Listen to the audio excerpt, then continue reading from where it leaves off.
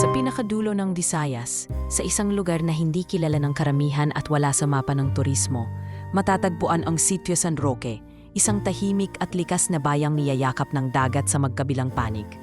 Doon namumuhay si Manuel, isang 31 taong gulang na mangingisda, na halos buong buhay ay ginugol na sa amoy ng alat, hami ng karagatan, at kulay ng araw na lumulubog sa malawak na tubig. Simple ang pamumuhay ni Manuel. Bawat umaga bago pa sumikat ang araw, bumabangon siya para ayusin ang lambat at magtimpla ng mainit na kape gamit ang lumang kalan na halos sinluma na ng bahay nila. Wala siyang asawa, wala ring anak. Tanging ang kapatid niyang si Lando, 16 na taong gulang, ang kasama niya sa maliit na bahay na yari sa kahoy at pawid. Ang kanilang tahanan ay nakatayo sa gilid ng bangin. Tanaw ang bughaw na karagatan na tila laging may kwento ng panganib at kabuhayan. "Kuya, pwede ba tayong bumili ng bagong sapatos? Butas na to," reklamo ni Lando habang tinuturo ang sapatos niyang inulanan at pinasok na ng tubig. "Kapag nakaubos ako ng isda mamaya, titignan natin kung may sobra. Baka sa susunod na linggo," sagot ni Manuel habang sinasabit ang lambat sa kanyang balikat.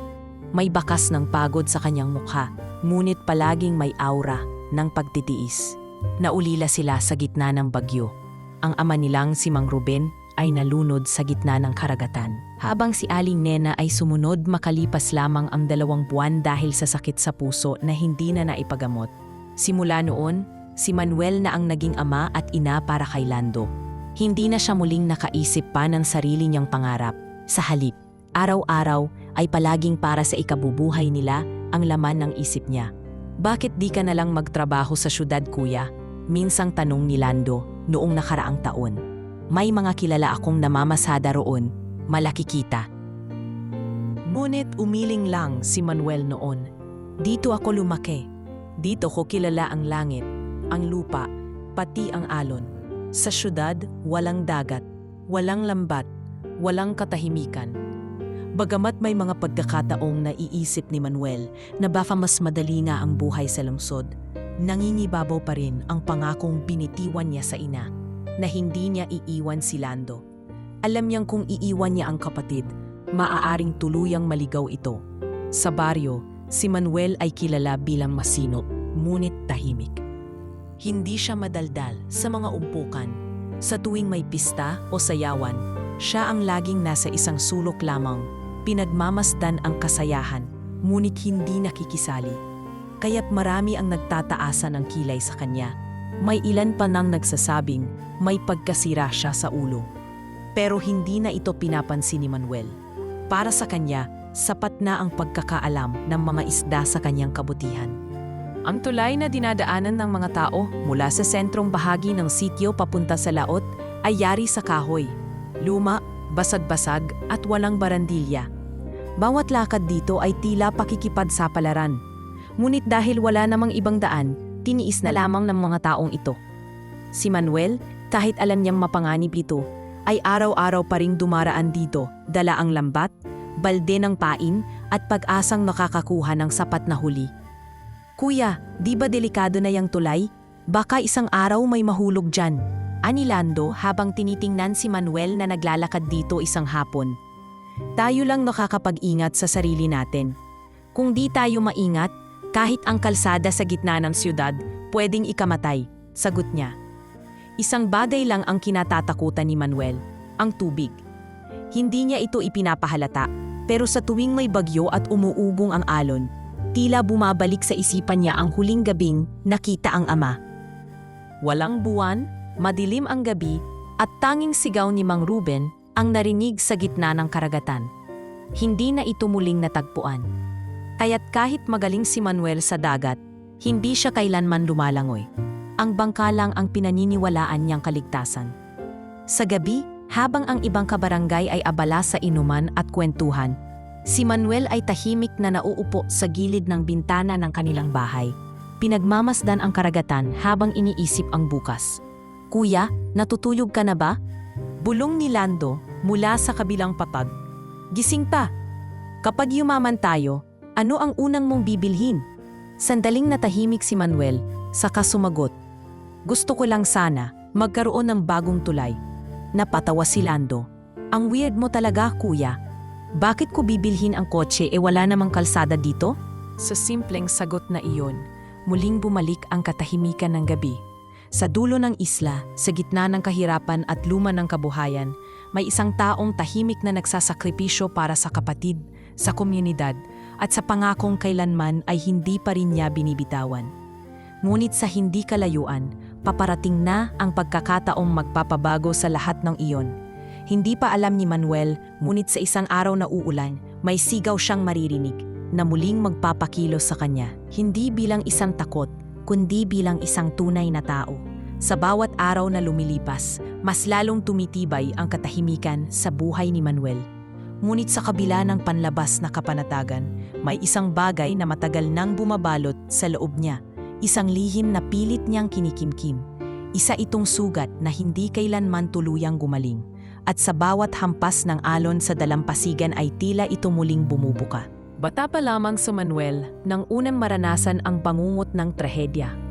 Ang gabing iyon na tila isinumpa ng langit ay nananatiling buhay sa kanyang isipan. Sa gitna ng unos, nanghihina ang kanilang lumang bangka habang sinusubukan ng kanyang amang si Mang Ruben na agapan ang pagkabasag ng timon.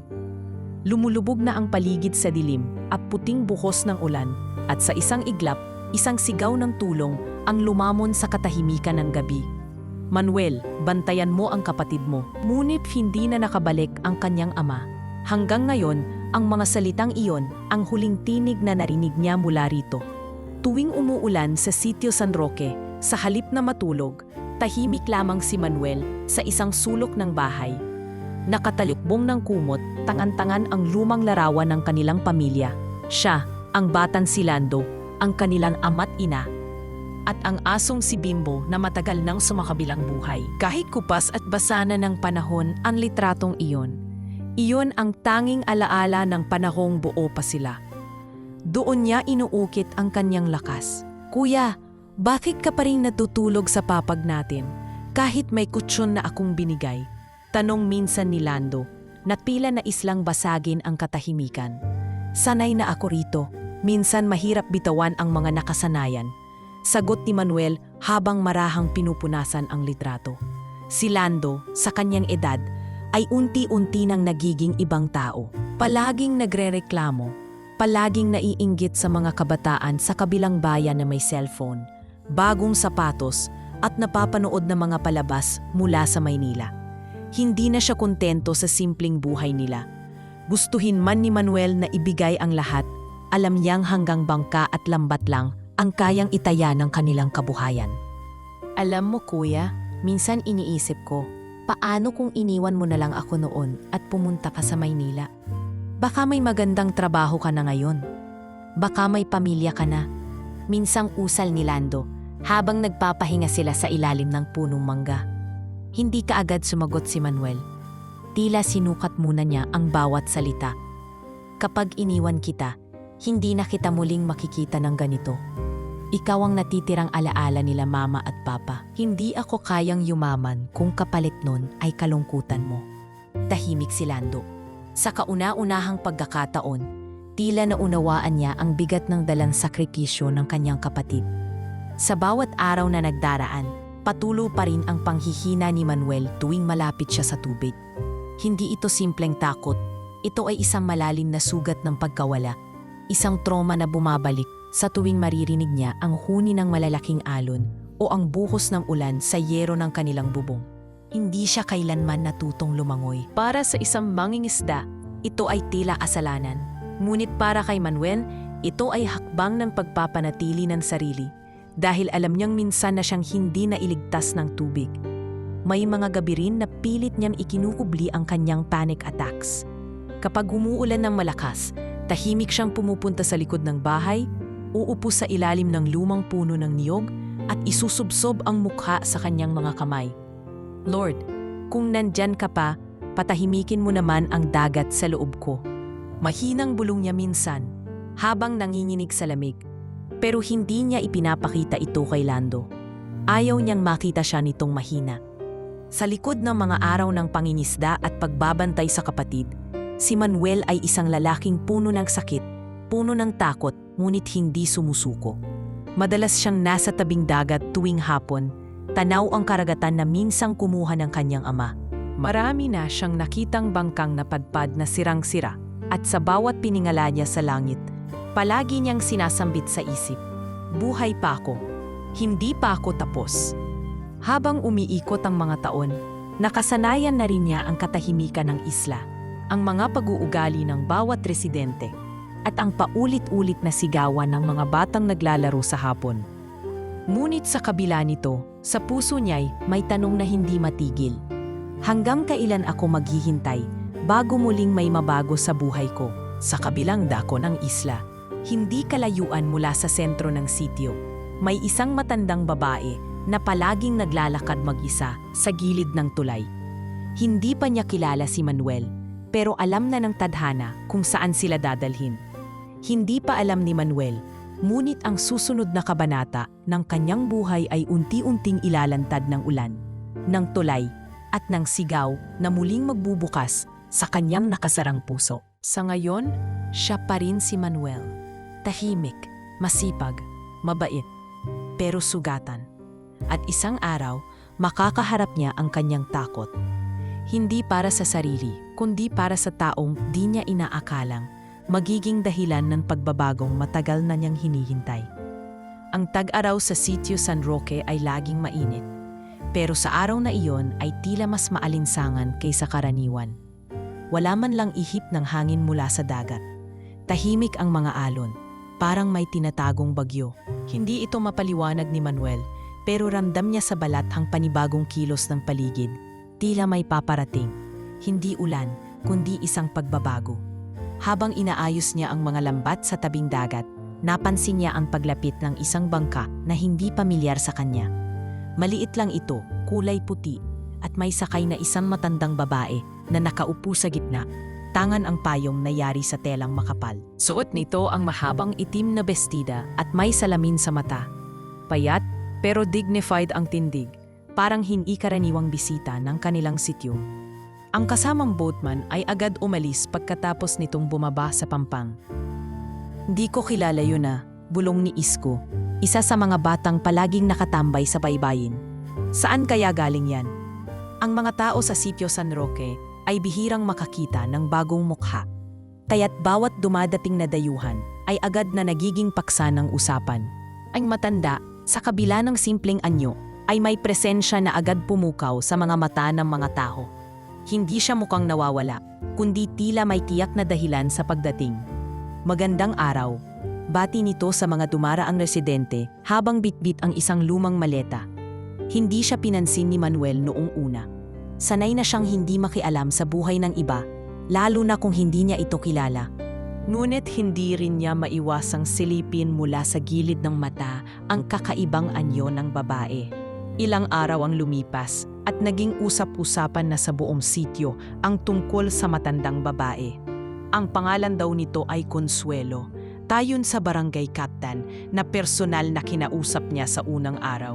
Ayon kay Kapitana Rosa, nagsabi raw si Aling Consuelo na gusto lamang nitong manirahan ng tahimik sa tabing dagat, malayo sa syudad at sa mga gulo ng mundo.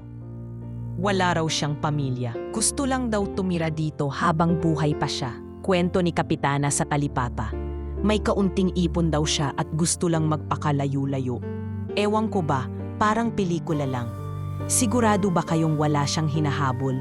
Baka may kaso yan," sabat ni Mang Celso, ang pinakamatandang mangingisda sa lugar. "Wala, may mga dokumento siya, kompleto, pati health clearance. Legal lahat," sagot ni Kapitana. Habang ang karamihan ay nagkakainteres at unti-unting kinakaibigan si Aling Consuelo, si Manuel naman ay nanatiling malamig ang pakikitungo. Hindi dahil sa takot o duda, kundi dahil may instinct siyang hindi maipaliwanag.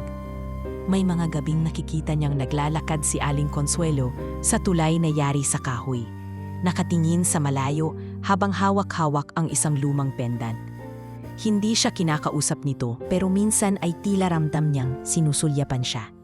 "Kuya, bakit parang ayaw mo sa matandang yun?" tanong ni Lando habang sabay silang nagkakape sa hapon. Hindi sa ayaw, Hindi ko lang alam. Masyado siyang tahimik. Parang may mabigat na iniisip. Alam mo naman dito sa atin, lahat ng bagyo alam natin. Pero yung ganyang klaseng katahimikan, mas delikado pa minsan. Baka gusto lang niya ng katahimikan talaga. Baka may pinagdadaanan. Yan nga ang problema. Baka. Kahit pa may distansya, ang loob ni Manuel, hindi niya rin maiwasang mapansin ang kabaitan ni Aling Consuelo sa mga bata. Madalas itong nagbibigay ng candy, minsan tinapay, at kapag may medical mission sa kabilang isla, laging isa siya sa mga unang sumasama. Hindi rin ito maramot sa salita.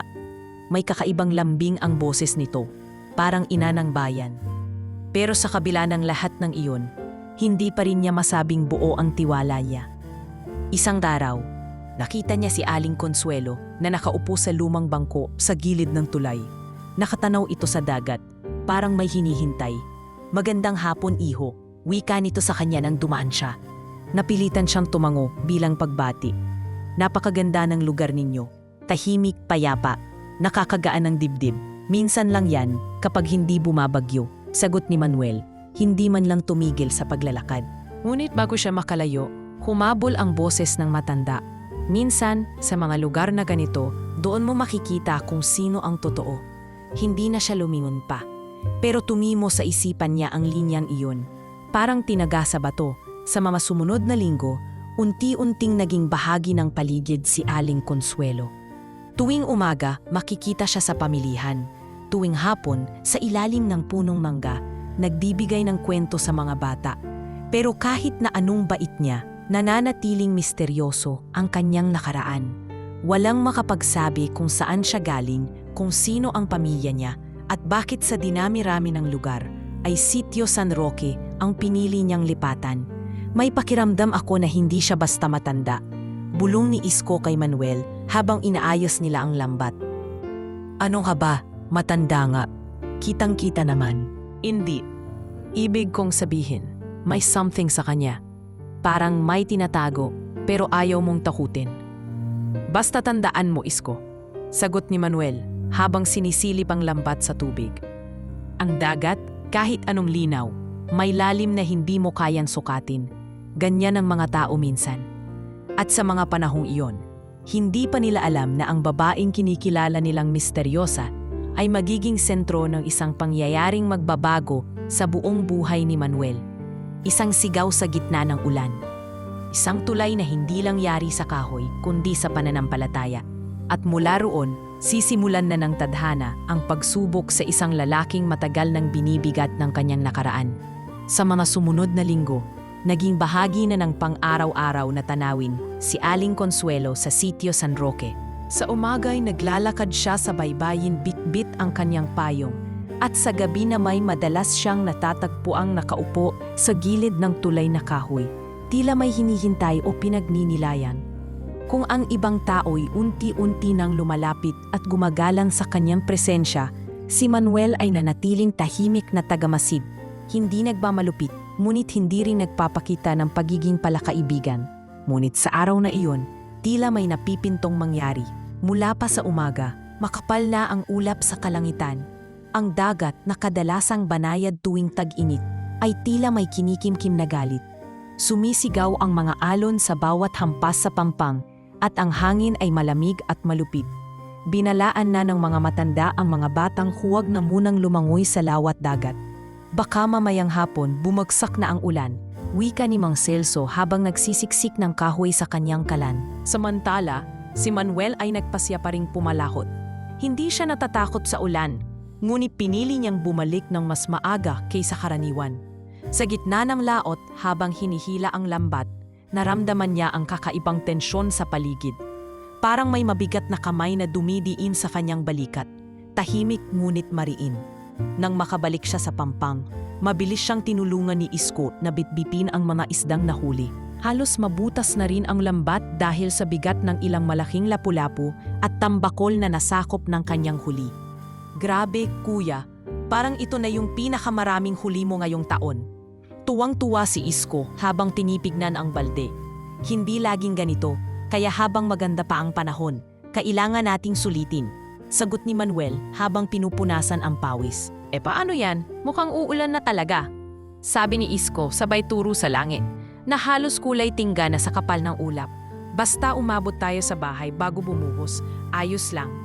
Ngunit hindi na sila umabot. Pagdating nila sa itaas ng bangin, nang marating na ang paanan ng tulay, biglang bumuhos ang malakas na ulan. Mabilis, mabigat, at malakas, parang galit na galit ang langit. Ang mga tao ay nagsitakbo papasok sa kani-kanilang mga tahanan. Ang tulay, sa tindi ng buhos, ay nagsimulang maninig. Nang papasok na sana sa kanilang bahay si Manuel, bigla siyang napatigil. May sumisigaw, isang matinis na sigaw ng tulong mula sa direksyon ng tulay. Tulong! Tuloong! Agad niyang tinakbo ang pinanggagalingan ng tinig. Mabilis ang kanyang mga hakbang sa kabila ng madulas na lupa. Nang marating niya ang gitna ng tulay, nakita niya si Aling Consuelo, nakasabit ang isang kamay sa gilid. Habang ang kalahating katawan ay nakalaylay na sa ilog, na nayo'y lumalakas ang agos. Consuele, sigaw niya habang lumuhod sa kahoy na sahig ng tulay. Huwag kang bibitaw. Hindi ko alam kung paano ako nahulog. Nanginginig ang boses ng matanda. Halatang hirap na sa kakapitan. Mabilis na bumalik kay Manuel ang lahat ng alaala. Ang tubig, ang unos, ang sigaw ng kanyang ama. Para siyang binatukan ng panahon. Nanginginig ang tuhod niya. Gusto niyang tumakbo palayo. Gusto niyang sumigaw. Ngunit sa harap niya, may buhay na nakasalalay sa desisyon niya. Kuya, anong gagawin natin? Tanong ni Isko na kasunod pala niyang dumating. Magdala ka ng lubid. Bilisan mo, sigaw ni Manuel habang nanginginig ang mga kamay. Ngunit wala ng oras. Bago pa man makabalik si Isko, napansin niyang unti-unting dumudula si Aling Consuelo. Manuel, tulungan mo ako. Mahina ang boses, ngunit malinaw. Kuminga siya ng malalim. Pinikit ang mga mata. Hindi na ito ang gabing iyon. Hindi na ako bata. Hindi na ako helpless. Mabilis niyang hinubad ang kanyang kamiseta at walang pag-aalinlangang tumalon sa ilog. Sa ilalim ng ulan, sa gitna ng lumaragasang tubig, sinagpang niya ang braso ni Aling Consuelo at buong lakas na itinulak ito pataas. Isko, sunggaban mo siya. At sa isang iglap, nabitbit ni Isko at ilang sumaklolo mula sa barangay ang matanda. Samantalang si Manuel ay naiwan sa tubig, hinihila ng alon, pero pilit na lumalangoy papunta sa gilid. Sa kabila ng takot at trauma, ginamit niya ang kanyang lakas, ang kanyang alaala, at ang kanyang puso para makaligtas. Nang makaahon siya, umaapaw sa luha ang mga mata ni Isko. Kuya Manuel, muntik ka na. Pero ngumiti lang si Manuel, kahit nangangatog. Hindi ko hahayaang may mamatay sa tulay na to. Nang masigurong ligtas na si Aling Consuelo, agad silang dinala sa klinikang barangay. Nilapatan ng gamot si Manuel na nagkasugat sa braso, habang si Aling Consuelo ay iniupo at binigyan ng kumot. Tahimik lang ito habang tinatapik ang balikat ni. Salamat. Hindi ko inaasahan na may tutulong pa sa akin. Hindi agad sumagot si Manuel. Sa halip, tinitigan niya ang matanda. Hindi na bilang misteryosong dayuhan, kundi bilang isang taong may pagkakapareha sa kanya. Parehong may dalang mabigat na nakaraan. Parehong may sugat na di halata. At parehong naghahanap ng lugar kung saan sila mararamdaman na ligtas. Sa gabing iyon, habang patuloy ang pagbuhos ng ulan, may nabago, hindi lang sa tulay, kundi sa puso ni Manuel, sapagkat sa pagtalon niya sa ilog, para iligtas ang isang taong halos hindi niya kilala, natutunan din niyang iligtas ang sarili niya mula sa matagal ng pagkakapalanggo sa takot. At kinabukasan, may sorpresa na naghihintay sa kanilang pintuan. Ngunit hindi pa iyon ang simula ng pagbabagong, lubos na magpapabago sa kanilang buhay. Iyon ay darating pa lamang. Kinabukasan, isang bagay ang agad napansin ni Manuel habang nakaupo siya sa may hagdan ng kanilang bahay. Maagang nagising ang buong sityo matapos ang malakas na ulan ng gabi. Nag-aayos ng mga nasirang bubong, naglalabas ng mga nabasang gamit, at nagsisimulang linisin ang tulay na tinahak nila kagabi sa gitna ng peligro. Ngunit kay Manuel, iba ang gumising sa kanya. Isang katok sa pinto. Isa, dalawa, tatlo. Mahihinang pagkatok, tila walang pag-aapura, ngunit may lalim. Bumangon siya, nagkuskus ng mata, at dahan-dahang binuksan ang pintuan. At doon, hindi siya makapaniwala sa kanyang nakita. Isang sako, Lumang sako ng bigas, kulay putik, may punit pa sa gilid, ngunit halatang mabigat. Sa ibabaw nito, nakalagay ang isang sulat sa isang dilaw na sobre. Maayos ang pagkakatupi nito at ang sulat kamay ay pino at pamilyar. Hindi lahat ng may edad ay walang kapangyarihang magpasalamat. Napakunot ang noo ni Manuel. Dahan-dahan niyang binuksan ang sako at agad siyang napaigtad sa gulat. Ang loob nito ay punong-puno ng makintab at mabigat na bagay. Mga gintong alahas, ilang maliit na gold bars, at mga lumang barya na tila may halagang lampas sa imahinasyon ng isang karaniwang mamamayan. Hindi siya nakaimik. Sa loob ng ilang minuto, tinitigan lang niya ito, nakaluhod sa may pintuan. Ang puso niya'y mabilis ang pintig, hindi sa tuwa kundi sa takot. Ang unang pumasok sa isip niya ay hindi ang kayamanan, kundi ang posibilidad na ito'y may kapalit. Bigla siyang lumingon sa paligid. Tila may naghihintay sa kanyang reaksyon mula sa anino. "Kuya!" sigaw ni Lando mula sa loob habang naglalakad palabas. "Ano yan?" Napabalikwas si Manuel at tinakpan agad ang sako gamit ang banig na nakasabit sa pinto. Wala. May nag-abot lang ng gamit." Mabilis niyang sagot. Pilit na tinatago ang kaba sa boses. "Bakit parang kinabahan ka?" tanong ni Lando habang sumusilip. "Wala kang dapat alamin, Lando. Pumasok ka muna sa loob. Mamaya na tayo mag-usap." Hindi na kumibo si Lando. Ngunit bago siya bumalik sa loob, napansin niyang may papel sa kamay ng kuya niya. "May sulat ba dyan?" tanong pa nito. Ngunit hindi na sinagot ni Manuel. Pagkatapos ng ilang oras, nang makapanatag na ng kaunti ang kanyang damdamin, dinala niya ang sako sa silong ng bahay at inilak ang pinto. Doon niya isa-isang inilabas ang laman. May mga bracelet, sing-sing, pendant na yari sa ginto, ilang kwintas na may mga ukit na letra. At sa pinakailalim ng sako, may 3 maliliit na bloke ng solidong gold bar. Sa bawat hawak niya sa mga ito, pakiramdam niya ay mas lalo siyang lumalalim sa isang bagay na hindi niya maipaliwanag. Hindi ito basta regalo, bulong niya sa sarili. May dahilan at may kasaysayan. Hindi siya agad nagpasiya kung ano ang gagawin. Sa halip, pinili niyang tumahimik. Ngunit hindi siya pinatahimik ng kanyang konsensya. Gabi-gabi, hindi na siya makatulog ng maayos. Sa tuwing pinipikit niya ang mata, ang mukha ni Aling Consuelo ang naaalala niya. Nakabitin sa tulay, nagmamakaawa at sa huling sandali, hinawakan ang kanyang kamay. Hindi niya ito nakita kinabukasan. Nagtanong-tanong siya sa barangay hall, sa talipapa, maging kay Kapitana Rosa. Ngunit walang makapagsabi kung nasaan si Aling Consuelo. Parang bula siyang nawala, wika ni Kapitana habang abalang naglilista ng relief goods para sa mga naapektuhan ng ulan. "Wala bang kamag-anak dito? Wala bang iniwan man lang na gamit?" Wala ring ipinadalang sulat sa barangay. Pero may natagpuan kami sa lumang bangko sa ilalim ng punong mangga.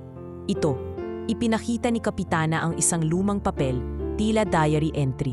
Nakasulat doon, "Ang buhay ay isang siklo ng pagtanggap at pagbibigay. Sa huling yugto ng aking buhay, nais kong maging daan ng pagbabago para sa taong hindi ko man lubusang kilala, ngunit may dalisay na puso. Ang ginto ay walang silbi sa mga taong sakin, ngunit ito ay yaman sa kamay ng taong marunong umunawa." Napabuntong hininga si Manuel.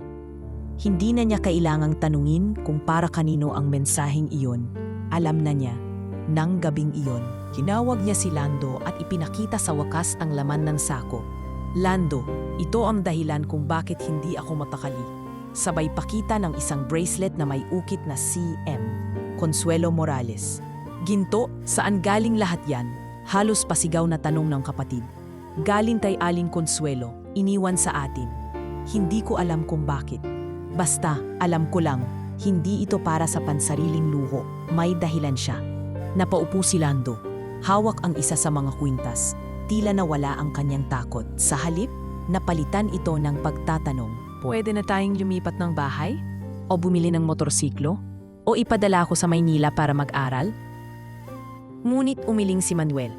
Lahat ng yan darating sa tamang panahon. Pero hindi pwedeng makalimot. Hindi tayo pwedeng maging saking sa bagay na hindi natin pinaghirapan. Kailangan maging mabuting tagapangalaga tayo sa iniwan niya. At sa unang pagkakataon sa napakatagal na panahon, naramdaman ni Manuel na ang tanong niya sa sarili, kung kailan darating ang pagbabago ay sinagot na. Hindi sa paraang inaasahan, kundi sa paraang lalong nagpabigat ng kanyang responsibilidad. Habang pinagmamasdan niya ang sako ng ginto sa ilalim ng kanilang papag, alam niyang hindi ito simpleng biyaya. Isa itong pagsubok, isang paanyaya, at isang panibagong panimula. Dahil sa mundong ito, hindi lahat ng regalong tinatanggap ay para lamang sa kasiyahan. Ang iba, para sa muling pagbangon.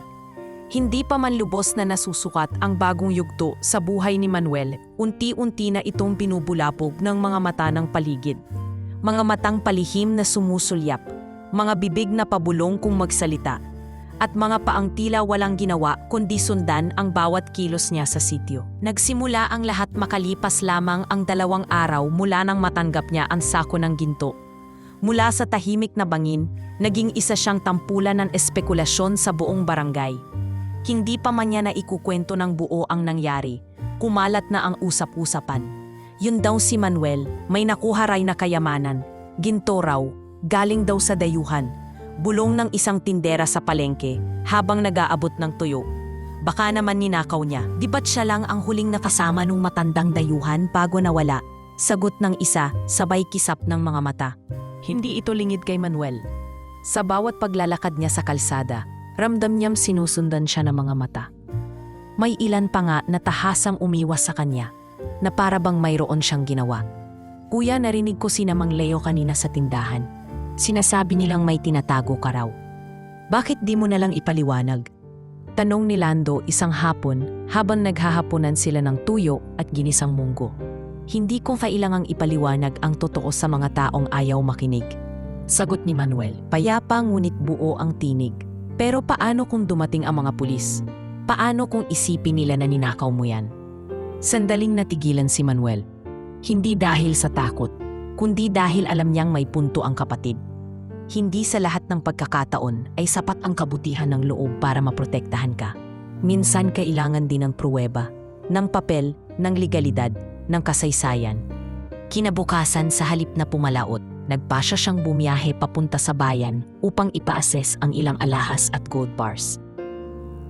Dala niya ang isang maliit na supot na naglalaman ng 4 na pirasong alahas at isang maliit na bloke ng ginto.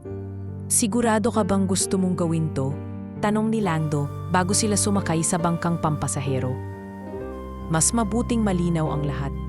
Ayokong isang araw ay bigla na lang akong damputin ng mga otoridad na wala akong laban. Pagdating nila sa bayan, dinala niya ito sa isang bangko na may sangay ng gold appraisal services. Inabot ang mga alahas sa isang staff na agad kinilala ang mga ito. Galing po ba kayo sa Maynila?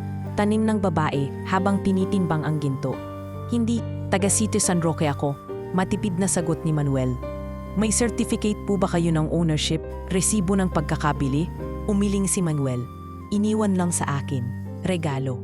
Tuwingin ang babae, halatang may agam-agam, ngunit makalipas ang ilang minuto, lumabas ang assessment, authentic. Ang gold bars ay may mataas na kalidad, habang ang mga alahas ay vintage, posibleng mula pa sa dekada 30 o 40. Wala sa record ng bangko ang mga item bilang nawawala o may claim. Legal itong pag-aari ayon sa kanila, ngunit kailangan pa rin ng affidavit kung nais niya itong ibenta o iproseso. Pagka-uwi nila, ibinalita ni Lando sa mga kaibigan sa sitio ang ginawang pagpapasuri. Hindi raw peke ang ginto, totoo raw talaga. Galing sa matandang babae yung mga yon, kwento niya sa mga kabataan habang naglalaro ng basketball. Ngunit imbes na tumigil ang mga usapan, lalo bang uminit ang chismis. Kaya pala nawala yung matanda.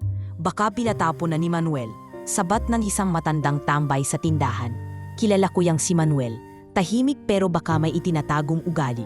Walang ganong kayamanan ang bigla na lang ibibigay, wika ng isa pa. Hanggang sa isang araw, nagpasya ang ilang residente na idulog sa barangay ang issue. Hindi kami nang huhusga. Paliwanag ni Kapitana Rosa kina Manuel at Lando nang papuntain sila sa barangay hall. Pero mas mabuti siguro kung magbibigay ka ng pahayag para manahimik na ang mga tao. Tahimik lang si Manuel. Tiningnan niya si Lando at saka siya pumango. Wala akong ninakaw. Tinulungan ko si Aling Consuelo. Nahulog siya sa tulay noong ulan. Niligtas ko siya.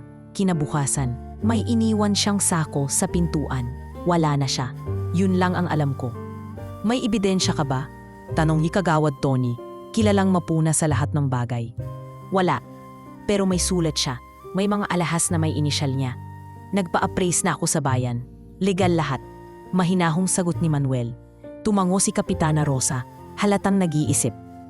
Hindi ko pwedeng pigilan ang dila ng tao, pero kung totoo ang sinasabi mo, Manuel, responsibilidad mo na rin kung paano mo gagamitin ang regalong yan. Nang makauwi sila, agad niyaya ni Manuel si Lando na muling buksan ang sako at ayusin ito.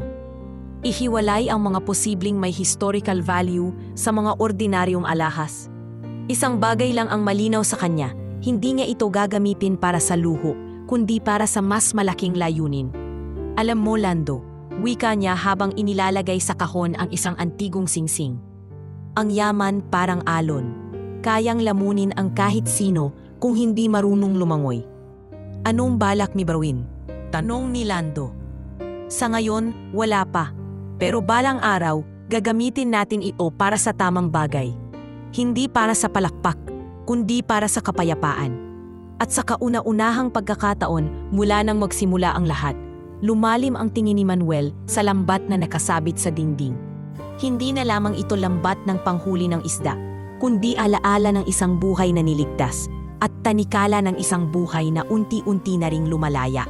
Makalipas ang 2 linggo mula nang dumating ang sako ng ginto sa kanilang pintuan, nanatiling palaisipan kay Manuel ang katahimikan ni Aling Consuelo. Walang ni isang senyales ng kanyang pagbabalik, ni anino man ng kanyang presensya. Ang kanyang kubo sa gilid ng bangin, na dating buhay na buhay sa umaga sa tunog ng radyo at halakhak ng mga batang binibigyan niya ng candy, ay tuluyan ng naging tahimik. Tila nilamon ng dagat ang lahat ng alaala niya. Nagpasya si Manuel na bisitahin ito. Paglapit pa lamang niya sa bahay, agad niyang napansin ang kalagayan nito. Nakabukas ang pinto, ngunit walang bakas ng buhay sa loob. Wala na ang mga kurtina, wala na ang mga gamit, at ang mesa sa gitna ay natabunan ng alikabok.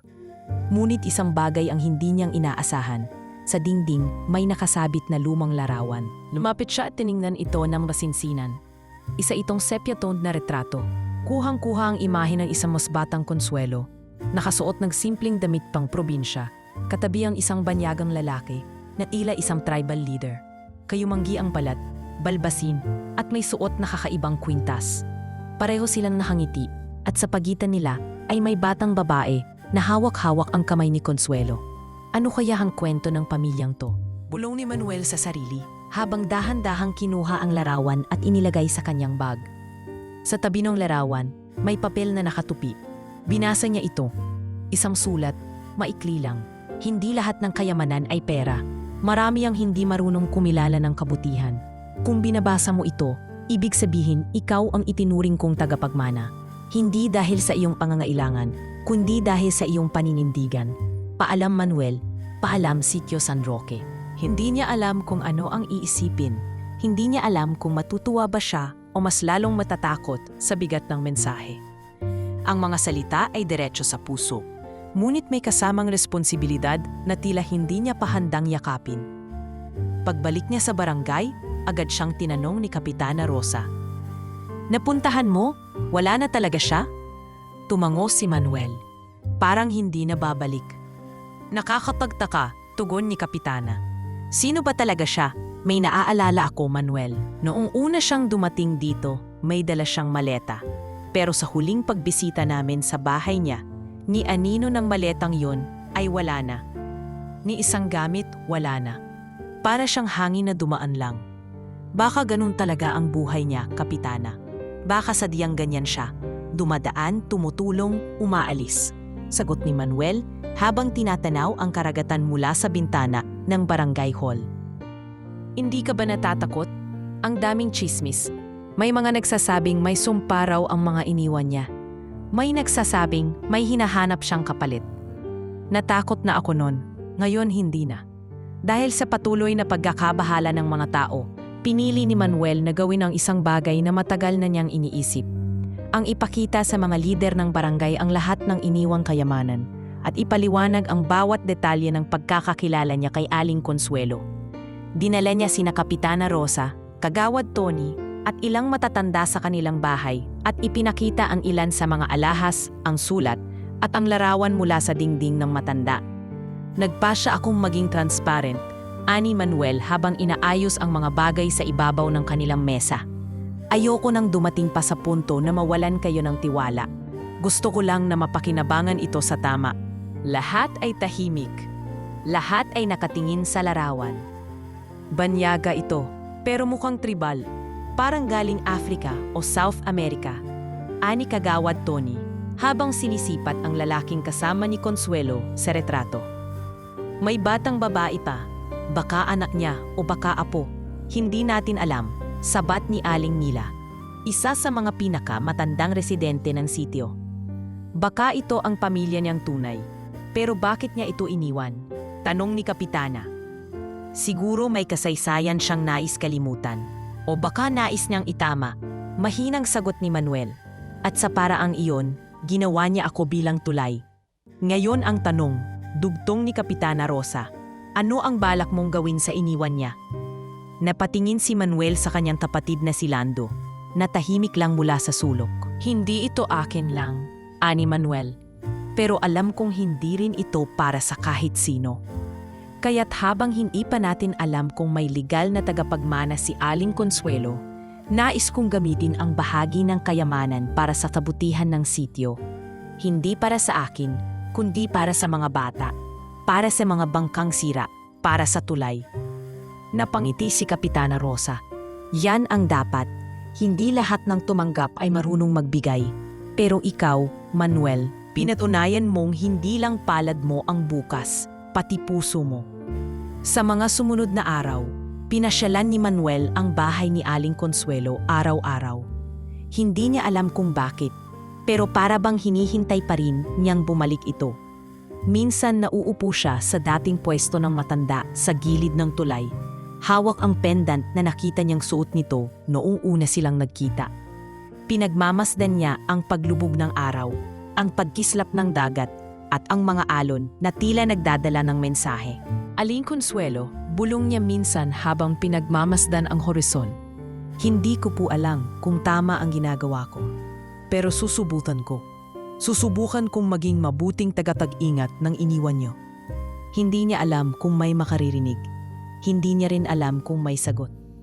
Pero sa ilalim ng papalubog na araw, tila sagot na rin ang katahimikan. Tila binasbasan na rin siya ng langit sa panibagong hakbang na kanyang tatahakin. At sa katahimikan ng baybayin, habang ang hangin ay banayad at malamig, naramdaman ni Manuel na ang pagkawala ni Aling Consuelo ay hindi isang pagtatapos, kundi isang simula. Simula ng bagong tungkulin, simula ng bagong paglalakbay, simula ng pagbabagong hindi lang para sa kanya, kundi para sa buong Sitio San Roque. Simula ng mawala si Aling Consuelo at matapos ipahayag ni Manuel sa buong barangay ang katotohanan sa likod ng sako ng ginto. Unti-unti nang nagbago ang ihip ng hangin sa Sitio San Roque. Ang dating mga matang mapanghusga ay napalitan ng paggalang. Ang dating tahimik at nilalayuang si Manuel ay naging sentro ng isang pagbabagong matagal nang pinapangarap ng lugar. Isang tahimik na revolusyon na hindi ginamitan ng armas, kundi ng puso at pag-asa. Hindi nagtagal, pinatawag ni Kapitana Rosa si Manuel upang ayusin ang plano para sa rehabilitasyon ng tulay.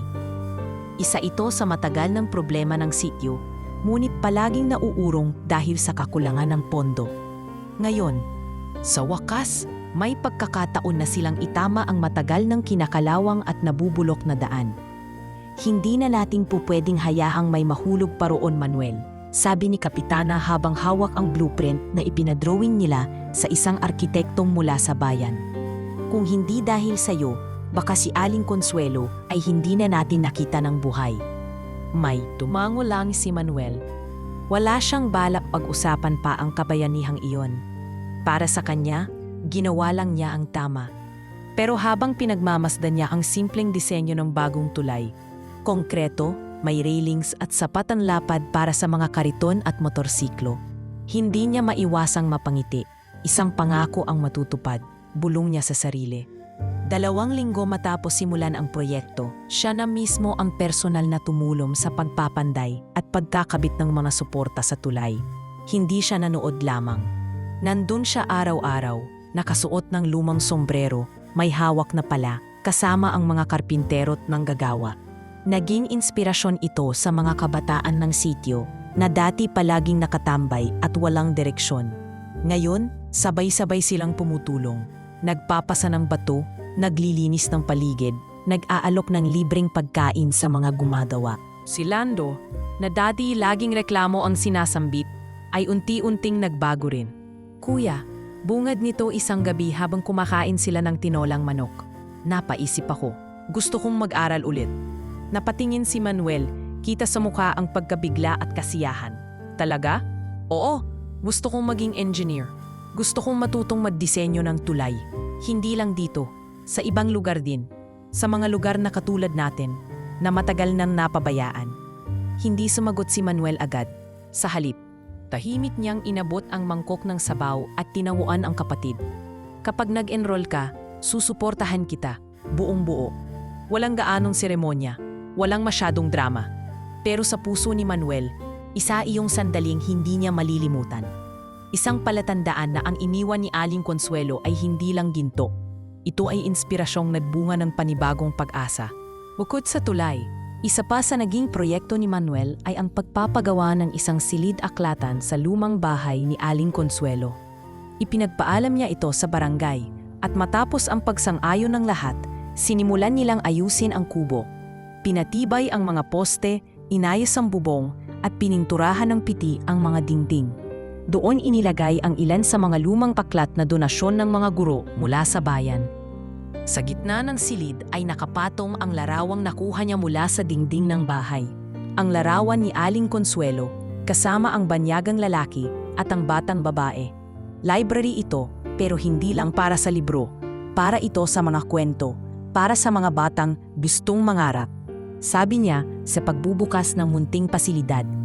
Mula sa araw na iyon, naging regular ang mga bata sa pagdalaw sa aklatan. May mga guro na rin mula sa bayan na voluntaryong dumadalaw tuwing Sabado para magbasa ng kwento sa mga bata.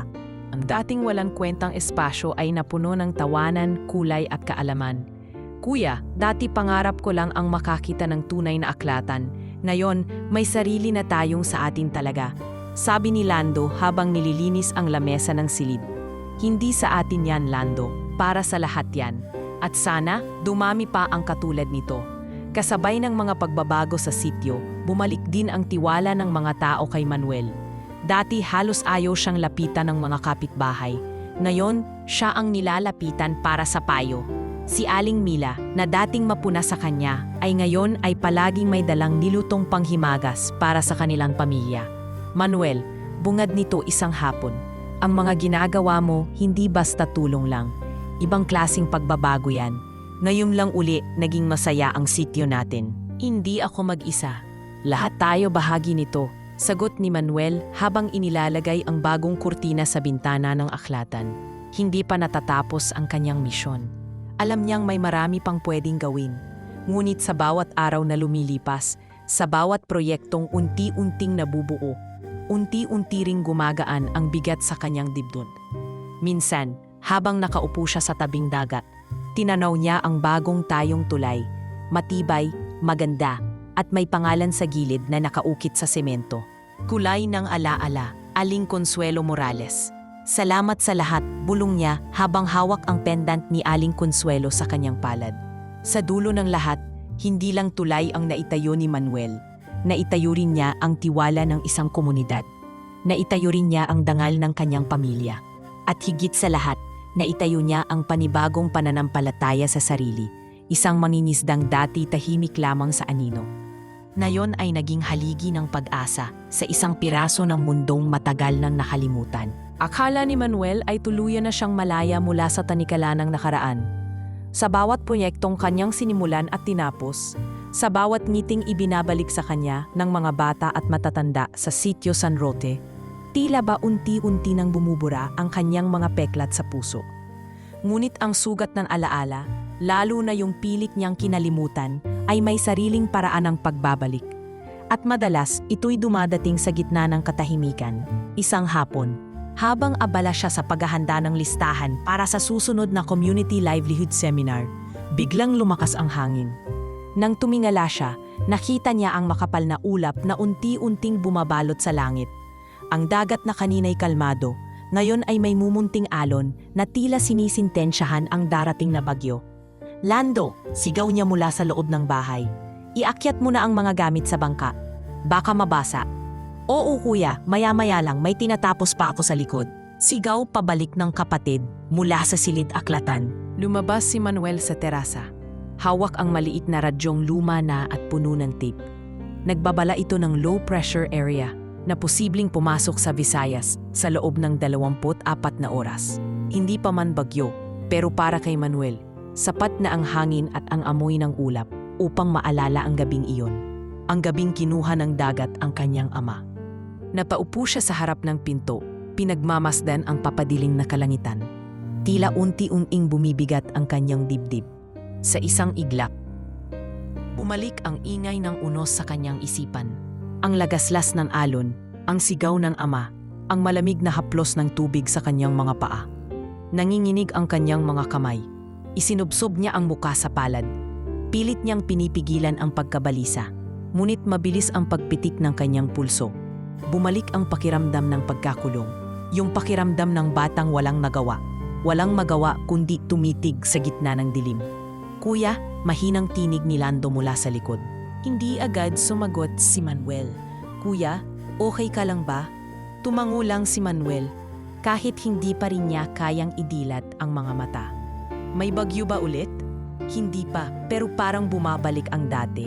Sagot niyang halos pabulong. Umupo si Lando sa tabi niya. Tahimik lang muna bago nagsalita. "Alam mo kuya, hindi mo kailangan harapin lahat ng mag-isa. Kung masama ang pakiramdam mo, pwede mo namang sabihin. Hindi lang ikaw ang lumalaban dito."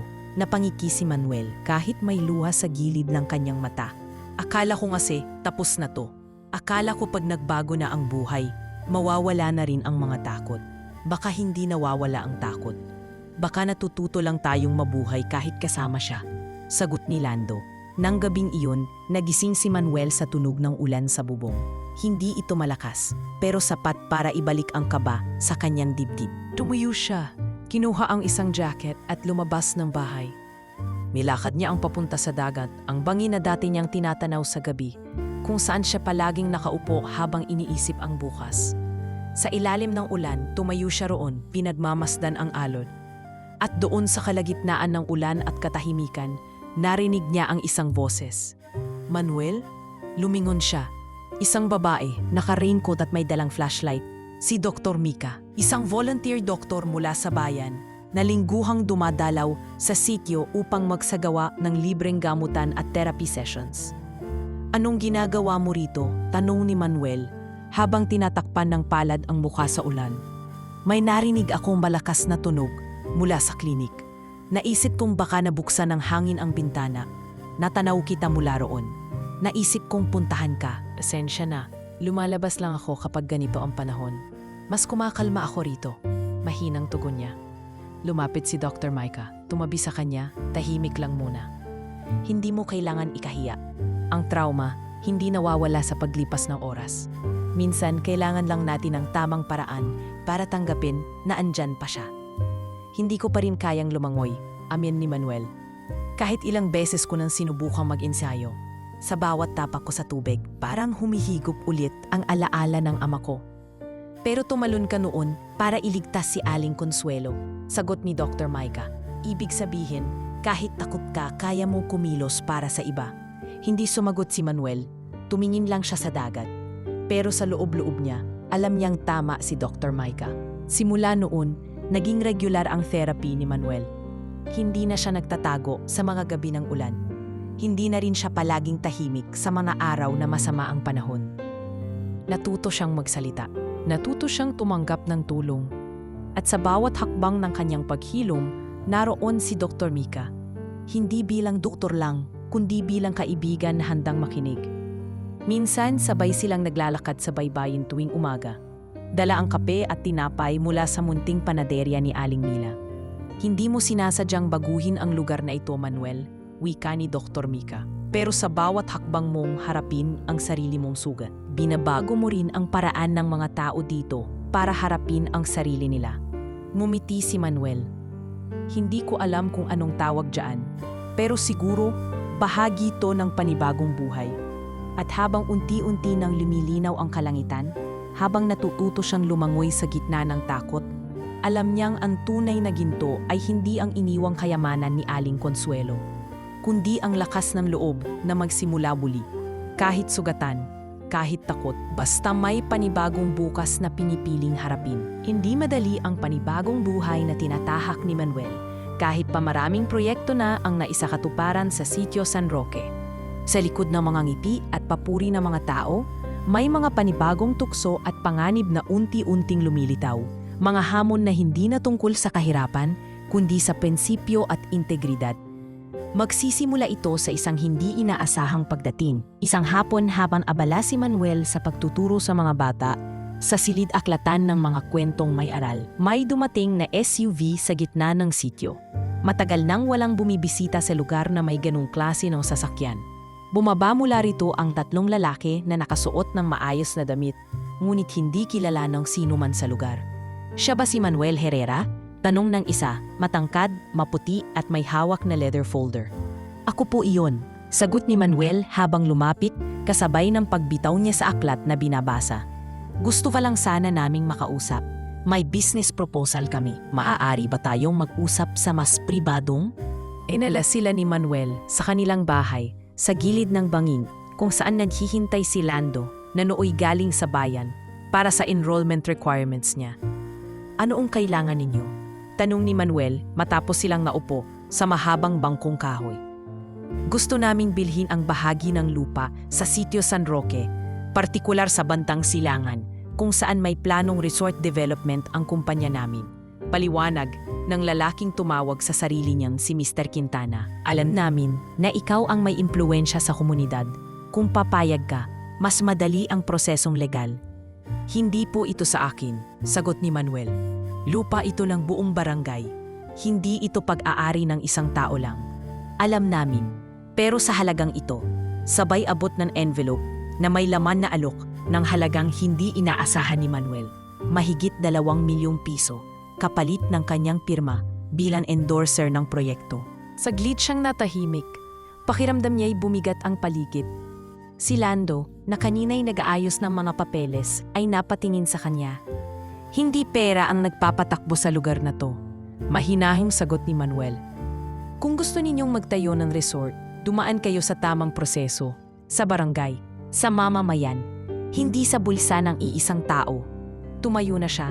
Palatandaan na tapos na ang usapan. Ngunit bago sila umalis, nagsalita si Mr. Quintana. Hindi ka tatagal sa pagiging bayani kung hindi mo gagamitin ang pagkakataon. Isang araw, baka pagsisihan mo ang tinanggihan mo. Hindi na siya sinagot ni Manuel. Ngunit hindi doon natapos ang lahat. Makalipas ang isang linggo, isang umaga, natagpuan ng mga residente ang bangkang ginagamit ni Manuel at ng ibang mangingisda na nasunog sa tabing dagat. Buo pa ang istruktura, ngunit ang layag at ilang bahagi ay nilamon ng apoy. Tila sinadyang sunugin, iniwang may marka ng galit. Kuya, tignan mo to! Sigaw ni Lando habang patakbong lumapit. Agad na lumapit si Manuel. Tinitigan niya rang nasunog na bahagi. Hindi siya nagsalita. Gagawa tayo ng police report, kuya, giit ni Lando. Hindi na ito biro, may nananakot na. Hindi lahat ng laban ay pwedeng harapin ng suntok o pulis. Sagot ni Manuel habang sinisipat ang sunog. Minsan, kailangan mo lang tumindig, tumahimik, at hayaan ang katotohanan ang magsalita. Dahil dito, pinatawag ni Kapitana Rosa ang buong barangay. Pinag-usapan nila kung paano mapoprotektahan ang sitio sa mga mapang-abusong dayo. Nagpasya silang gumawa ng resolusyon na magbabawal sa sinumang magnenegosyo sa lugar nang walang pahintulot ng konseho at ng mamamayan. Naglagay rin ng bagong tanod na magroronda sa gabi. Hindi ka nag-iisa, Manuel, sabi ni Kapitana. Kung may sinusubukang takutin ka, ibig sabihin may ginagawa kang tama. Ngunit sa kabila ng suporta, ramdam ni Manuel ang bigat. Tuwing gabi, Tila ladi siyang nakikiramdam ng anino sa paligid. Tuwing may dumadaan sa kalsada, napapatingin siya mula sa bintana. At sa loob niya, muling bumalik ang tanong na minsan bumulabog sa kanyang katahimikan. Bakit ako? Hindi siya politiko, hindi siya edukado. Isang mangingisdang natuto lamang sa buhay. At ngayon, bakit siya ang kailangang humarap sa ganitong laban? Isang gabi, habang nasa baybayin siya at inagmamasdan ang mahinang alon, may lumapit sa kanya. Hindi mo kailangang maging bayani, Manuel, sabi ng pamilyar na boses ni Dr. Mika. Pero pinipili mo pa rin, araw-araw. At yan ang hindi kayang tumbasan ng kahit sinong may diploma. Hindi siya agad nakasagot. Pero sa loob-loob niya, naramdaman niya ang unti-unting paghupa ng takot. Hindi siya nag-iisa.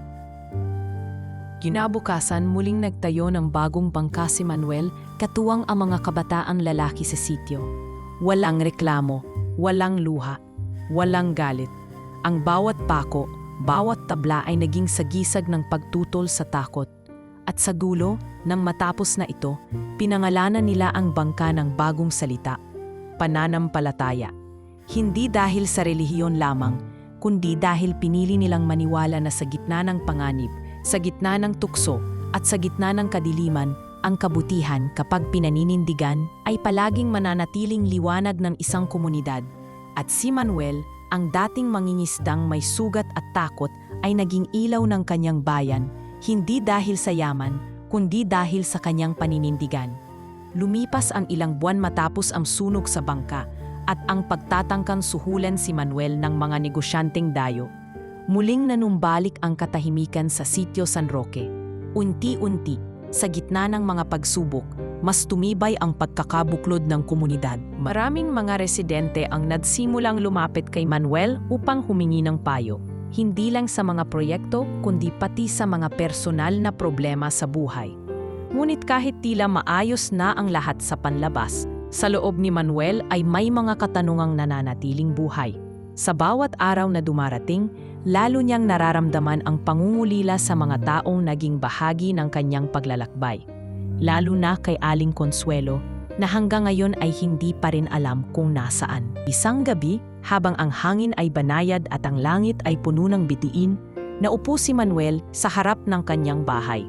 Suot niya ang lumang itim na jacket ng kanyang ama, habang tangan ang isang kwintas na iniwan ni Aling Consuelo. Isang simpleng pendant na may ukit ng salitang buhay sa sulok. Habang nilalaro niya ito sa kanyang palad, bumalik sa kanyang isupan ang lahat ng pinagdaanan, ang sakripisyo ng kanyang mga magulang, ang pagkamatay ng ama sa bagyo, ang gabing sinagip niya si Aling Consuelo sa tulay, at ang araw na natagpuan niya ang sako ng ginto sa kanilang pintuan. "Kuya," tawag ni Lando mula sa loob. "Hindi ka pa natutulog?" "Sandali lang, gusto ko lang manahimik," sagot ni Manuel nang hindi lumilingon. "Gusto mo ng kape? Alok ng kapatid. Timpla ka na rin para sa'yo. Sabayan mo na ako rito." Ilang sandali pa ay lumabas si Lando, dala ang 2 tasa ng mainit na kape. Umupo siya sa tabi ng kanyang kuya at sabay nilang pinanood ang alon na marahang humahampas sa bangin. "Alam mo kuya," bungad ni Lando, "napapansin ko, madalas ka na namang tumahimik. May iniisip ka ba?" "Laging may iniisip," sagot ni Manuel sabay ngiti. "Hindi nawawala yan, pero hindi na katulad ng dati." Dati, takot. Ngayon, tanong. "Tanong?" ulit ni Lando. "Oo, tanong kung naging sapat ba ang ginawa ko. Kung natupad ko ba ang dahilan kung bakit iniwan sa atin ni Aling Consuelo ang lahat ng ito. Kung nasaan na siya ngayon, kung okay lang ba siya." Tahimik na sumimsim si Lando ng kape bago sumagot. "Kuya, tingnan mo nga ang paligid natin. Yung tulay, maayos na. May library na. Yung mga batang dati walang pangarap, ngayon nangangarap ng maging guro, doktor at mangingisda rin. Ako nga, hindi ko naisip noon na makakapag-aral ako. Pero ikaw, tinulungan mo ko. Kung hindi yan sapat, ewan ko na lang kung ano pa." Napangiti si Manuel, ngunit may batas pa rin ng lungkot sa kanyang mga mata. "May mga gabing iniisip ko pa rin yung sigaw ni Papa sa gitna ng bagyo. Yung takot ko sa tubig. Akala ko mawawala na lahat yon kapag may nagbago na sa buhay natin. Pero hindi pala ganoon kadali." "Siguro kuya," tugon ni Lando. "Hindi mo kailangang kalimutan yun. Baka kailangan mo lang tanggapin na bahagi talaga yon ng pagkatao mo. Hindi na nagsalita si Manuel. Tumango lang siya. Saka tumayo. Kinuha ang isang maliit na kahon mula sa loob ng bahay at bumalik sa bangko. Binuksan niya ito sa harap ni Lando. Anong laman yan? Taning ng kapatid. Ito yung mga lumang gamit ni na mama at papa. Luma ng retrato, sulat at yung harmonika ni papa. Kinuha niya ang harmonika at nilinis ito ng bahagya. Pagkatapos ay marahang tinugtog ang unang tono na natutunan niya noong bata pa siya. Isang simpleng tutuging lalabay na laging inaawit ng kanilang ina sa kanila. Matagal ko na tong hindi tinugtog, ani ni Manuel. Pero sa bawat himig, parang bumabalik ang lahat. Tumango si Lando, nakangiti. Minsan, masarap balikan ang nakaraan. Hindi para balikan ang sakit, kundi para alalahanin kung gaano na tayo kalayo. Kinabukasan, habang abala si Manuel sa paglilinis ng tabing dagat, may lumapit sa kanyang batang babae na palaging dumadalo sa storytelling session sa aklatan. Kuya Manuel, tawag nito. May tanong po ako. Ano yon, Inday? Bakit po kahit maraming ginto si Aling Consuelo, hindi siya bumili ng malaking bahay o bagong damit? Bakit po iniwan niya sa inyo? Napangiti si Manuel. Lumuhod siya sa harap ng bata at tinapik ito sa balikat. Dahil minsan, ang tunay na yaman hindi mo kailangan isuot o itago sa malaking bahay. Minsan ibinibigay mo yon sa taong alam mong kayang alagaan ito. At hindi dahil sa yaman, kundi dahil sa puso. Tumakbo palayo si Inday. Masayang ibinabalita sa mga kalaro ang sagot ni Manuel. At sa pagkakataong iyon, ramdam niya sa dibdib ang kakaibang kapayapaan. Sa huling bahagi ng araw, bumalik siya sa kanyang pwesto sa bangin. Dala ang lumang kwintas ni Aling Consuelo. Hawak ito sa palad. Sabay tanaw sa papalubog na araw. Salamat, Aling Consuelo. Bulong niya. Hindi mo man sinabi ng direkta, pero naintindihan ko na. Hindi mo ako pinili dahil sa kung sino ako. Pinili mo ako dahil alam mong pipiliin ko ring magsilbi. At habang ako'y nabubuhay, sisiguraduhin kong hindi masasayang ang tiwala mo. Sa gabing iyon, habang ang langit ay puno ng bituin at ang dagat ay tahimik sa ilalim ng liwanag ng buwan, natutunan ni Manuel ang isa sa pinakamahalagang aral ng buhay, na ang tunay na kayamanan ay hindi ang ginto o yaman, kundi ang mga taong minahal mo, ang mga taong tinulungan mo, at ang buhay na pinili mong ialay para sa kapakanan ng iba. Ilang taon na rin ang lumipas mula ng huling beses na narinig ang pangalan ni Aling Consuelo sa Sitio San Roque. Sa tulong ng ginto at aral na iniwan nito kay Manuel, lubos na nagbago ang mukha ng komunidad. Mula sa dating tahimik at liblib na lugar, unti-unti itong naging huwarang sitio. May matibay na tulay, silid aklatan at maayos na sistemang panlipunan. Ngunit kahit anong tagumpay pa ang narating, hindi kailanman naging mayabang si Manuel. Patuloy pa rin siyang namamalakaya sa madaling araw, tumutulong sa komunidad sa tanghali at nakikisalamuha sa mga bata tuwing hapon. Isang araw, habang inaayos niya ang lambat sa tabing dagat, may dumating na grupo ng mga kababaihan mula sa barangay. Nanguna sa kanila si Aling Mila, bit-bit ang isang folder na puno ng papeles. Manuel, kailangan ka namin sa barangay hall. Wika nito habang humihingal. May kailangang aprubahan at gusto naming ikaw ang manguna. Pagdating niya sa barangay, sinalubong siya ni na Kapitana Rosa at ilang miyembro ng sangguniang barangay. May bitbit silang balita na tila matagal na nilang hinintay. Manuel, panimula ni Kapitana. Ito ang mga papeles ng panibagong proyekto na gusto naming ilunsad. Isa kang malaking dahilan kung bakit may iwala sa atin ngayon ang probinsya. At gusto sana naming ikaw ang pangunahan. Napakunot ang noo ni Manuel. Ako? Oo, sabat ni Kagawad Tony. Gusto naming magtayo ng isang training center para sa kabataan. Yung may vocational courses, livelihood skills at basic education. At gusto ng probinsya na ikaw ang maging head ng operations. Hindi ko alam kung karapat-dapat ako ron, sagot ni Manuel, bahagyang nailang. Walang ibang mas karapat-dapat pa, sagot ni Kapitana. Hindi mo lang binago ang tulay ng lugar na ito. Binago mo ang pananaw ng bawat isa. At higit sa lahat, ikaw ang patunay na kahit ang isang simpleng mangingisda ay kayang maging haligi ng pag-asa. Napabuntong hininga si Manuel. Tumingin sa labas ng bintana kung saan kita ang mga batang naglalaro sa labas ng barangay hall. Marumi ang mga damit pero malinis ang mga ngiti. Kung iyan ang gusto ng sityo, sagot niya, hindi ko kayang tumanggi. At dito nagsimula ang bagong kabanata sa kanyang buhay. Sa tulong ng dating mga donasyon mula sa ginto ni Aling Consuelo at sa suporta ng lokal na pamahalaan, sinimulan nila ang pagtatayo ng San Roque Youth Training Center sa dating bakanteng lote sa likod ng Silid Aklatan. Pinamunuan ito ni Manuel, kasama si Lando na ngayoy ganap ng engineer at bumalik sa sitio upang tumulong sa pagbuo ng mga infrastruktura. Hindi ko akalaing babalik pa ako rito para magtayo ng ganito, ani Lando habang ipinapakita kay Manuel ang plano ng gusali. Kahit saan ka man pumunta, babalik ka pa rin sa pinanggalingan mo, sagot ng kapatid. At mabuti na lang hindi mo na ako iniwan. Sa bawat araw ng konstruksyon, naging sentro si Manuel hindi lang bilang tagapangasiwa, kundi bilang ama-amahan ng lahat. Tinuturuan niya ang mga kabataan kung paano magpanday, magluto, mag-ayos ng bangka. Pati mga babae ay tinuturuan ng basic bookkeeping, dressmaking at handicrafts. Nagdadala rin siya ng mga resource persons mula sa bayan at lungsod. Hindi lang ito tungkol sa trabaho, paliwanag niya minsan sa klase. Ito ay tungkol sa pagpapanday ng pagkatao. Minsan, kailangan mo lang ng pagkakataong makita kung gaano ka kahalaga, para makita mo kung gaano kakalayo ang pwede mong marating. Isang umaga, habang nagpapahinga si Manuel sa lilim ng puno sa harap ng training center, may lumapit na matandang babae. May bitbit itong dokumento, at sa mukha nito'y bakas ang kaba at pagod. Kayo po ba si Ginoong Manuel Herrera? Tanong nito. Ako po iyon. Ano pong maitutulong ko? Ako po si Doña Estrella. Ako po ay kinatawan ng Consuelo Foundation, isang non-profit na nakabase sa Europe. Nais ko pong makipagkita sa inyo upang personal na ihatid ang pasasalamat at mensahe ng aming yumaong founder na si Consuelo Morales. Biglang napahinto si Manuel. Nanlaki ang kanyang mata.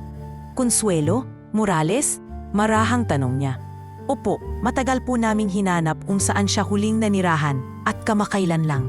Lumabas sa mga dokumento ng foundation na siya ay bumisita sa Pilipinas upang hanapin ang taong tinatawag niyang ang kaluluwang dalisay. May iniwang sulat sa head office namin sa Madrid na nagsasabing, ang tagapagmana ng aking huling pananampalataya ay isang mangingisdang tinawag ng bagyo ngunit di nalunod ng takot. Hindi na napigilan ni Manuel ang pagdaloy ng luha. Hawak ang pendant na nasa kanyang leeg, napayuko siya at nilapat ito sa kanyang dibdib. Siya po ang dahilan kung bakit kami naririto ngayon. Hindi ko po alam kung paano siya napunta rito, pero lahat ng ito, bunga ng isang kabutihang di ko kailanmang inakala. Ang Consuelo Foundation, patuloy ng babae, ay nagpasiya pong ipagpatuloy ang kanyang adhikain sa pamamagitan ninyo. Gusto po namin kayong italaga bilang opisyal na kinatawan ng programa ng foundation sa buong rehiyon. May karagdagang pondo po na inilaan para sa mas malalaking proyekto, pampaaralan, pangkalusugan at pangkabuhayan. Hindi makapagsalita si Manuel. Ang dating mangingisdang walang tiwala sa sarili, ngayon ay inaanyayahan na upang humawak ng misyon na hindi na lamang para sa kanyang barangay, kundi para sa buong rehiyon. Ito po ang dokumento, sabay abot ng babae, ng liham na may logo ng foundation. Binasa ni Manuel ang una nitong linya. Manuel, kung nababasa mo ito, ibig sabihin tama ang pinili ko. Hindi ko kailanman sinabi, pero ikaw ang paalala na kahit sa huli ng buhay, maaari pa ring maghasik ng pag-asa. Ipagpatuloy mo. At kung darating ang panahon na pagod ka na, tandaan mo, hindi kita pinili para maging perpekto. Pinili kita dahil alam kong pipiliin mong lumaban, kahit walang naghihintay na gantimpala. Consuelo. Sa gabing iyon, habang ang buwan ay mataas at ang mga alon ay payapa, muling naupo si Manuel sa gilid ng bangin, bitbit ang liham, ang pendant at ang damdaming hindi maipaliwanag. Hindi ako ang pinakamagaling, bulong niya sa sarili. Pero sa bawat araw na ibibigay pa sa akin ng buhay, gagawin ko ang lahat para mapatunayan na ang tiwala mo ay hindi kailanman naging mali. At sa katahimikan ng gabi, tila may ihip ng hangin na dumaan sa kanyang likod, banayad, mainit at puno ng pagyakap, parang si Aling Consuelo. Parang isang paalala na ang bawat ginintiang puso ay hindi kailanman nawawala. Bagkus nagiging ilaw na gumagabay sa mga susunod pang henerasyon. Isang linggo matapos ang pagbisita ng kinatawan ng Consuelo Foundation, naging abala si Manuel sa pag-aayos ng mga dokumento at plano para sa mga bagong proyekto ng sitio. Sa bawat papel na kanyang pinipirmahan at bawat plano ng gusali na kanyang inaaprubahan, ramdam niya ang lalim ng panibagong responsibilidad. Ngunit sa kabila ng bigat, may kapayapaan sa kanyang puso dahil alam niyang hindi niya ito ginagawa para sa sarili, kundi para sa kinabukasan ng kanyang komunidad. Minsan, habang tinatapos niya ang mga form sa silid ng bagong itinatayong health center, dumating si Lando, bitbit ang isang sobre. "Kuya, may sulat para sa iyo mula sa probinsya." Mukhang importante, ani Lando habang inaabot ito. Kinuha ito ni Manuel at binuksan. Galing ito sa Provincial Government Office ng Visayas. At sa unang bahagi ng liham, nakasaad ang isang paanyaya. "Kami po ay taos-pusong nagpupugay sa inyong naiambag sa pag-unlad ng Sitio San Roque. Bilang pagkilala sa inyong hindi matatawarang serbisyo, nais po namin kayong imbitahan sa Annual Provincial Recognition for Civic Leaders na gaganapin sa lungsod. Isa po kayo sa tatanggap ng parangal ng pag-asa." Napahawak si Manuel sa papel. Hindi niya kailanman inasahang mapapansin siya ng mas mataas na pamahalaan. Hindi siya sanay sa spotlight. Hindi siya politiko. Pero sa isang iglap, ang kanyang pangalan ay kinikilala na hindi lamang sa kanilang sityo, kundi sa buong probinsya. "Dapat lang," ani Lando habang tumatawa. "Simulat sa pool, ikaw talaga ang bayani rito. Hindi mo lang tinulungan ang sityo, binuhay mo ito." "Hindi ako nag-isa, Lando," sagot ni Manuel. "Lahat kayo, kasama sa kwentong to." Dumating ang araw ng parangal. Sa unang pagkakataon, sumakay si Manuel ng eroplano patungong lungsod, kasama si Kapitana Rosa, ilang kagawad at si Dr. Mika na hindi na kailanman lumisan sa Sitio San Roque mula ng unang tumulong doon. Suot ang simpleng barong, nanginginig ang kamay ni Manuel habang inaayos ang kanyang kwelyo. "Hindi ako sanay sa ganito," aniya habang nag-aayos sa harap ng salamin. "Pero karapat-dapat ka," sagot ni Dr. Mika habang tinatapik ang kanyang balikat. "At ito ang bunga ng lahat ng sakripisyo mo. Hayaan mong tumanggap ka rin ng papuri, kahit minsan." Pagpasok nila sa convention hall, tila ibang mundo ang kanilang nasaksihan. Ilaw, kamera, at mga taong nakabarong at bestida. Nang tawagin ang pangalan ni Manuel, halos hindi siya makagalaw. Ngunit sa sandaling iyon, maririnig mo sa likod ang palakpakan ng kanyang mga kababayan. Ang hiyaw ng batang si Inday na sumigaw ng, "Yan si Kuya Manuel namin." At ang masiglang iyak ng kapitana. Tumayo siya sa entablado, may hawak na plake ng pagkilala. Tumingin siya sa madla, at sa halip na basahin ang inihandang talumpati, pinili niyang magsalita mula sa puso. "Hindi po ako sanay magsalita sa harap ng maraming tao," panimula niya, "dahil mas sanay po akong makinig sa hampas ng alon at ihip ng hangin sa Sitio San Roque." Tumawa ang ilan, ngunit agad din silang natahimik nang magsimulang magsalita si Manuel tungkol sa kanyang pinagdaanan, ang pagkamatay ng kanyang ama, ang pag-aalaga sa kapatid, ang pagtanggap sa ginto mula kay Aling Consuelo, at ang pagpili na gamitin ito para sa kabutihan ng iba. "Bago po ako tumayo rito, ako'y isang mangingisda lang, isang taong may takot sa tubig pero napilitang humarap sa bagyo ng buhay. At sa bawat hakbang na ginawa ko, tinuro sa akin ng mga tao sa aming sityo na ang tunay na yaman ay hindi sinusuot o inilalagay sa bangko. Ito'y ibinabahagi, ipinapamana at pinagyayaman sa puso ng kapwa." Pagkatapos ng kanyang pananalita, tumayo ang lahat at sabay-sabay na pumalakpak. Ilang tao ang lumapit at nagpaabot ng pagbati, at ang ilang lokal na opisyal ay nagpahiwatig ng interes na bumisita sa Sitio San Roque upang matupunan ang modelo ng kanilang komunidad. Pagbalik nila sa sitio, sinalubong sila ng mga tao sa tabing dagat, may banderitas sa paligid. may mga lutong kakanin at sari-saring handa. Isang simpleng selebrasyon pero puno ng pagmamahal. Lumapit si Inday, dala ang isang kahon na nilagyan ng sulat ng halos lahat ng bata sa lugar. Kuya Manuel, ito po para sa inyo. Sulat po naming lahat. Gusto lang naming magpasalamat kasi kung wala ka po, baka wala kaming silid-aklatan, tulay at mga pangarap. Napaiyak si Manuel habang binubuksan ang kahon. Mga sulat na may simpleng mensahe. Salamat Kuya Manuel, dahil sa'yo gusto kong maging guro. Hindi ako takot mangarap dahil nandyan ka. At sa puntong iyon, mas mabigat pa sa anumang ginto ang hawak niyang kayamanan. Lumipas ang mga buwan, at sa Sitio San Roque ay naipatayo ang unang scholarship center ng probinsya.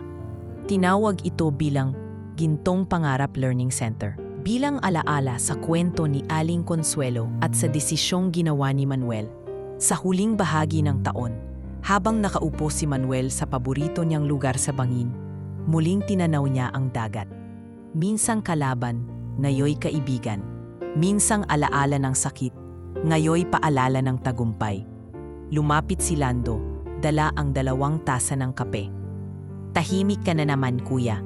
Pinagmamasdan ko lang ang mundo, ang bilis ng takbo. Pero heto tayo, tahimik pa rin dito. Hindi lang tahimik pero masaya, tahimik pero buo. Napangiti si Manuel. Dati ang tanong ko sa sarili ko ay kung kailan darating ang pagbabago. Ngayon ang tanong ko na lang ay, paano ko mapananatili ito? At habang buhay tayo kuya, tuloy-tuloy lang.